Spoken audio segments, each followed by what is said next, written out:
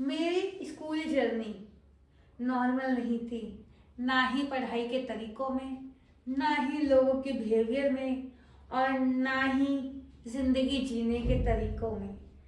ये कहानी सिंपैथी के लिए नहीं है, ये मेरी रियलिटी है और मेरी स्ट्रेंथ भी। जिंदगी में, स्कूल में मेरी सबसे पहली गुरु मेरी टीचर नहीं, मेरी माँ थी, जिसने मुझे गोदी में बिठाकर तख्ती पर स्याही से, अक्षरों से पहचान कराई, बेसिक चीजें सिखाई, और जो जिंदगी में छोटी छोटी जरूरी चीजें वो भी। पर जब स्कूल में एडमिशन की बारी आई, नर्सरी का तो मेरी माँ सब कुछ सिखा चुकी थी, तो वो चाहती थी मेरा एडमिशन एलकेजी में हो। पर जब टेस्ट की बारी आई, मैं स्कूल का एनवायरनमेंट देख के डर गई और डर की वजह से टेस्ट नहीं दे पाई। एलकेजी का टेस्ट ना दिया, मुझे सब कुछ आता था लेकिन नहीं हो पाया। फिर स्कूल वालों ने इस कारण नर्सरी में एडमिशन दिया। 10 दिन मैं स्कूल के एनवायरनमेंट के साथ ढली, स्कूल को समझी, नॉर्मलाइज हुई। फिर मेरी माँ ने स्कूल वालों से दरख्वास्त की कि इसे दोबारा टेस्ट देने का मौका दिया जाए एलकेजी का। जब तक मेरा डर मेरे कॉन्फिडेंस में तब्दील हो चुका था। इसीलिए मेरा 10 दिन बाद मम्मी ने एलकेजी का टेस्ट दिलवाया, जिसमें मैं अच्छे मार्क्स से पास हुई। फिर नर्सरी से एलकेजी का सफ़र मेरा 10 दिन का बना, जिस सफ़र ने मुझे पहली सीख दी कि डर से नहीं, कॉन्फिडेंस से ज़िंदगी जीती जाती है। उस दिन मुझे समझ आया, प्रॉब्लम मेरी कैपेबिलिटी नहीं थी, प्रॉब्लम में सिर्फ मेरा फियर था।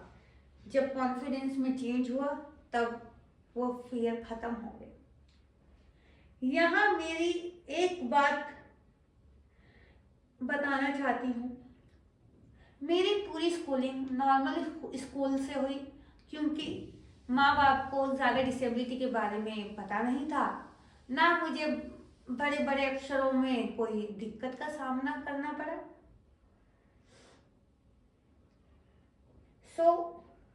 मेरा वही सिलेबस, वही एग्जाम और वही प्रेशर के साथ सामना हुआ। मैं अलग स्कूल में नहीं थी, मैं बस अलग तरीके से पढ़ रही थी। फिर आई एलकेजी के बाद यूकेजी, और फिर एक नया फेज, एक नए प्रॉब्लम का जिंदगी में आगाज हुआ। वो थी फर्स्ट क्लास।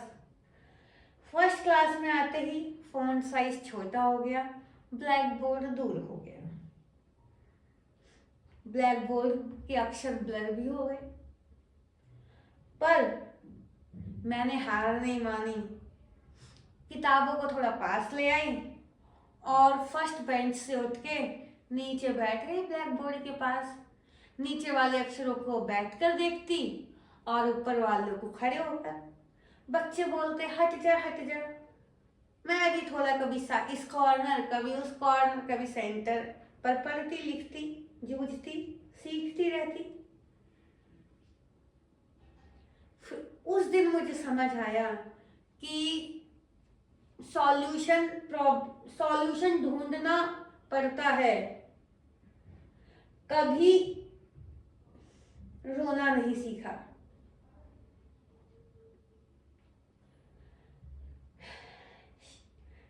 शायद उस वक्त किसी को मेरी परेशानी नहीं दिखी, ना मैंने रोई। वो स्ट्रगल लाउड नहीं था, इसलिए मेरे दर्द, मेरी परेशानियां ना टीचर को और ना बच्चे को सुनाई दी। बट मैंने भी गिव अप करना नहीं सीखा, मैं भी लड़ती रही। फिर मम्मी डॉक्टर के पास गई। फिर उस वक्त डॉक्टरों ने मेरी परेशानी का एक नया सॉल्यूशन ढूंढा, मैग्नीफायर, टेलीस्कोप। मेरी माँ मुझे मुझे टेलीस्कोप के साथ फेमिलियर कराया, किताबों के लिए मैग्नीफायर और ब्लैक बोर्ड के ये टेलीस्कोप दिया। जैसे जैसे क्लास बढ़ती गई और फॉन्ट साइज कम होता गया, छोटा होता गया, वैसे वैसे मेरा मैग्नीफायर चेंज होता गया। कभी बड़ा मैग्नीफायर, कभी छोटा मैग्नीफायर, बस पावर बढ़ती गई। कभी 2x, कभी 3x, कभी 5x, कभी 8x और 10x है। मैं पढ़ रही थी, बस तरीका अलग था। फिर एक नई चीज से सामना हुआ, क्लासरूम डिस्क्रिमिनेशन। क्लासरूम में बेंच अरेंजमेंट होता था, लास्ट लाइन गर्ल्स के लिए और बाकी बॉयज के लिए। तो लड़कियों के साथ तो बैठना हुआ नहीं, हमेशा लड़कों के साथ एक बेंच में बैठती थी। और जब तक बच्चे समझदार हो चुके थे, सुंदरता के नए पैरामीटर समझ चुके थे, जिसके हिसाब से मैं सुंदरता के पैरामीटर्स पे नहीं आती थी, क्योंकि मेरे दांत बाहर थे, लुक्स अच्छा नहीं था। तो माँ के कहने पर टीचर्स ने सेंटर वाला बेंच तो दे दिया, लेकिन कमेंट ने भी साथ नहीं छोड़ा। टीचर्स कहती, जहां बच्चे कुछ नहीं करते, ये बहुत कुछ करती है। वो कमेंट दिल के पार जाता था कि ऐसा क्या है कि मेरे में ऐसी क्या कमी है कि जो मैं इतनी कमजोर हूं। पर हार नहीं मानी, ना मैंने ना मेरी माँ ने।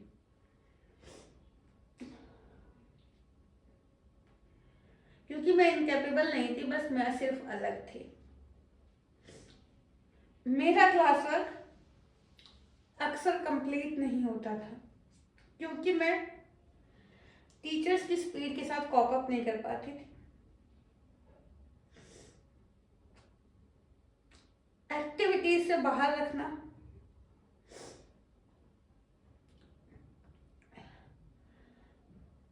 डांस में अलाउ ना करना। एक बार एक टीचर ने एक क्लास की सारी लड़कियों को पार्टिसिपेट कराया, पर मुझे छोड़ दिया। बहुत दुख हुआ। एक बार किसी टीचर ने नवरात्र कुछ ऐसी बुलाया सारी टीचर्स को कि इस क्लास के सारी लड़कियों को बुला के ले आओ। तो मैम को लगा कि शायद किसी काम के लिए बुला रही होगी, तो उन्होंने सारी लड़कियों को भेजा, बस मुझे नहीं। बाद में पता चला कि मैम ने सबको नवरात्रि के टिफिन बॉक्स दिए थे। बहुत दर्द हुआ कि मैम ने मुझे इतना इनकेपेबल समझा कि मैं मैम के काम नहीं आ सकी, पर वो तो गिफ्ट मिला था ना। पर मुझे इनकेपेबल समझ के वहां भी छोड़ दिया गया। मुझे उस वक्त समझ नहीं आता था कि मेरी गलती क्या है। फिर मैंने स्टेज पे पोएम रेसिटेशन किया फर्स्ट क्लास में। उस वक्त मैं ढंग से बोल नहीं पाई, डर गई, पर मैंने भी हार नहीं मानी। एक अक्षर बोल के माय नेम इज प्रियंका में उतर के आ गई। फिर मैंने दूसरी बार अच्छे से प्रिपेयर किया, स्टेज के साथ फेमिलियर हो चुकी थी, तो जाके अच्छे से रेसिटेट किया। दोस्त नहीं बने क्योंकि मैं सुंदर नहीं थी। तब तक मैं अकेला जीना सीख चुकी थी, क्योंकि समझ आ चुका था कि अकेले जीना, क्योंकि मैं सुंदर नहीं। मम्मी को लगा कि प्राइवेट स्कूल में इतनी फैसिलिटीज नहीं है, उन्होंने गवर्नमेंट स्कूल में भेज दिया। उस दिन सामना हुआ फर्स्ट इंडिपेंडेंट लेसन का।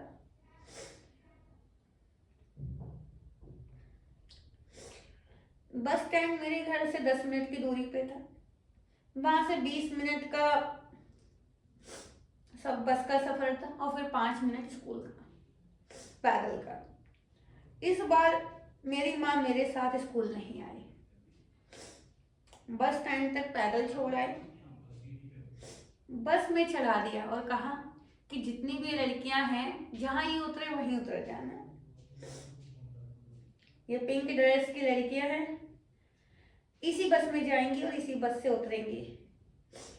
बस तुम्हें स्कूल ड्रॉप करेगी, वहां से पैदल चल के लड़कियों के पीछे पीछे चले जाना। बस इतना ही। उस दिन मेरी माँ ने मुझे पढ़ाई का नहीं, जिंदगी का पहला लेसन सिखाया, इंडिपेंडेंट कैसे बनते हैं। मैं अकेली बस में बैठी, अकेली स्कूल गई और समझ गई अब मुझे खुद ही चलना है, कोई साथ नहीं है। गवर्नमेंट स्कूल में एक नई चीज से सामना हुआ, बुलिंग एंड साइलेंस। स्कूल में कोई बात नहीं करता था, स्टूडेंट बहुत क्रूअल थे, बुलिंग, डराना, अकेले छोड़ देना और सब कुछ कॉमन था। किसी ने मुझसे दोस्ती नहीं माना। तब मैंने सीखा अकेले रहना भी एक स्किल होती है। आज मैं अकेले महसूस नहीं करती। मैंने अपने साथ रहना तभी सीख चुकी थी। फिर को सब लोग डराते थे। एक दिन एक लड़की ने पीछे से हाथ सर पे मारा और डराया। उस दिन मैं थक चुकी थी। मैंने पहली बार बाउंस बैक किया। उसके बाद मैंने उस लड़के को अपनी बोला कि हाउ डियर यू, आवाज कैसे, मेरे ऊपर हाथ कैसे उठाया। किसी ने मुझसे फिर डराने की हिम्मत नहीं की, न बात की। उस दिन मैंने सीखा अगर आप चुपचाप रहते हो तो लोग आपको वीक समझते हैं, आपकी चुप्पी को आपकी कमजोरी समझा जाता है। अपने की सेफ्टी के लिए आपको ही आवाज उठानी होती है। एक बार मेरे को किसी टीचर ने भाव लिखा और मेरी माँ स्कूल में लड़ने चली गई। फिर सामना हुआ हेल्थ स्ट्रगल। जिंदगी में तो डिसेबिलिटी से लड़ ही रही थी। मम्मी ने दांत बाहर थे तो मम्मी ने सोचा ट्रीटमेंट कराते हैं। 7th क्लास में एम्स में ट्रीटमेंट चल रहा था, जिससे मुझे माउथ में ट्यूमर का प्रॉब्लम हो गया। 7th से 11th तक चलता रहा। कभी बच्चे कुछ कहते, कभी बच्चे कुछ कहते। मैं ट्यूमर के साथ लड़ती रही और लोगों से भी। इस टाइम मुझे नैब में, national association of the blind में लार्ज फॉन्ट की किताबों से भी सामना हुआ, जिसमें वो A3 सीट पे बुक्स को लार्ज प्रिंट करके दे देते हैं। उसके लिए सबसे बड़ा स्ट्रगल था बड़ा बैग ढूंढना, और उनका बुक्स का बैग वेट भी बहुत होता था। भारी बैग उठाना इजी नहीं था, पर उस बुक्स ने मुझे सिखाया प्रॉब्लम से भागना नहीं, सॉल्यूशन उठाना पड़ता है।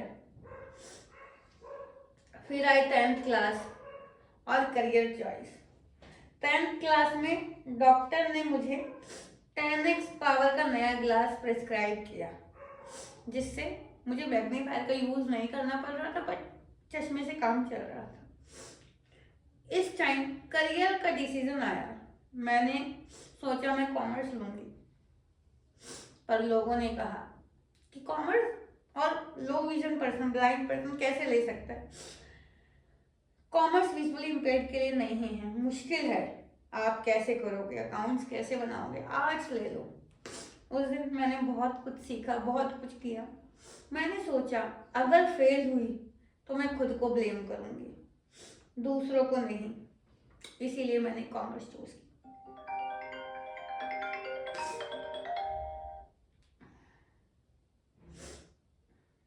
और आज मैंने अपना करियर अच्छे से जी रही हूँ, कॉमर्स में ही जी, क्योंकि मैं नहीं कर पाती आज, क्योंकि समझ ही नहीं आती थी, नंबर्स याद, हिस्ट्री के नंबर्स याद नहीं होते थे।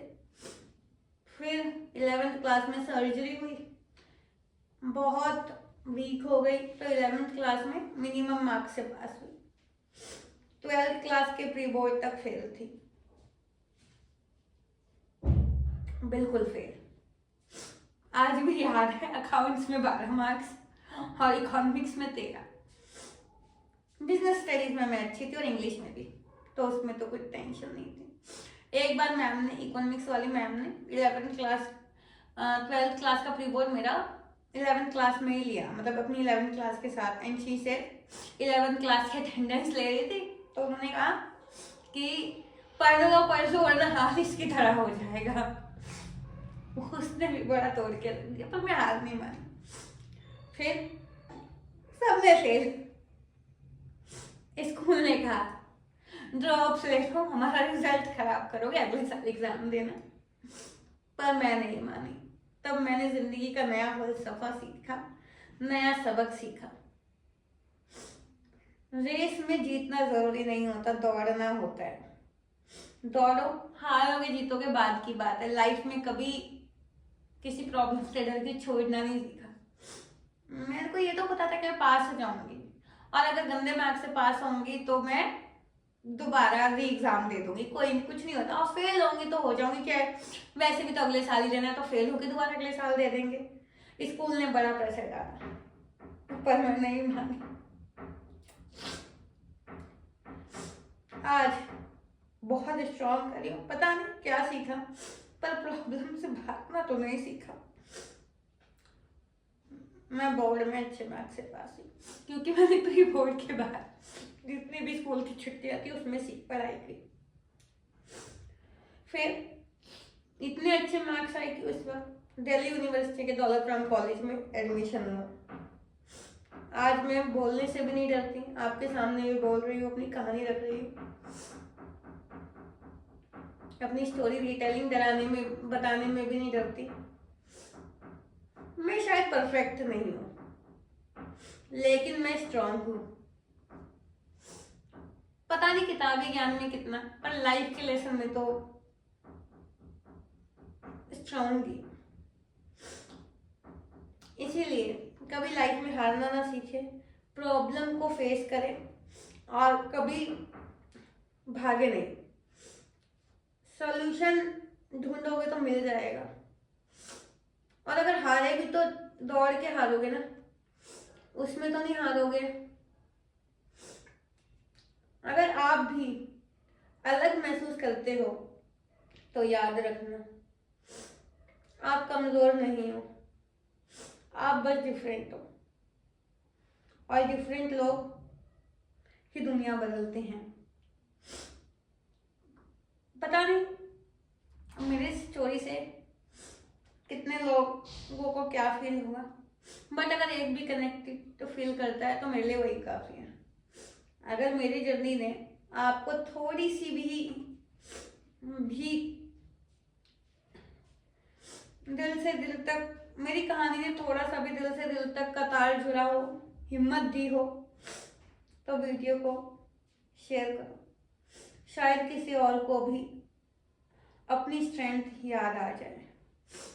और एक चीज मैं बताना भूल गई, स्कूल में एक बार एक मैम थे, करियर काउंसलिंग होता, गवर्नमेंट स्कूल में एक करियर काउंसलिंग होती थी छोटी सी। तो मैम ने कहा कि आप छोटी, हो सकता है आप छोटी सी जीत हो, किसी और के लिए फर्क नहीं पड़ता, पर अगर आपने छोटा सा भी आज का भी अपना ये कि मैंने फर्स्ट वीडियो बना ली, लॉन्ग वीडियो बना ली, तो उसमें अपने आप को शाबाशी दे दो कि शाबाश प्रियंका तूने ये किया।